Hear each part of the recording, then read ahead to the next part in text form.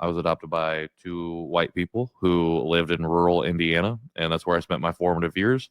And that coincided with my identity journey and my coming to consciousness moment.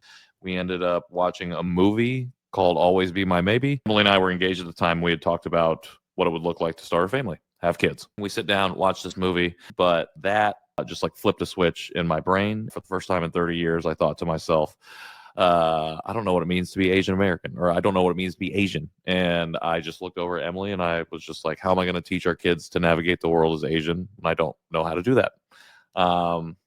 This is because for the first 30 years of my life, I spent the entire time rejecting that part of my identity, being very uncomfortable with anything Asian. You and I are transracial adoptees. The whole identity piece is just such a confusing thing.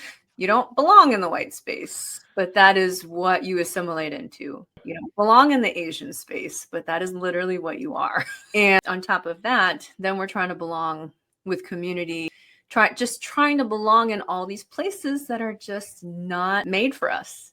And I'm really lucky that he sent me a study called Too Korean to Be White, Too White to Be Korean, that was done by a Korean adoptee about the identity formation of 12 Korean adoptees who grew up in the Midwest. But 30 minutes into reading the study, I was like weeping at my computer, and I was like not understanding why I was just crying over a scholastic paper.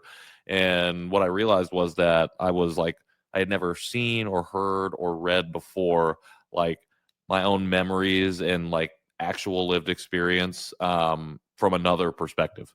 And I was like seeing what I had always felt too afraid to share with other people.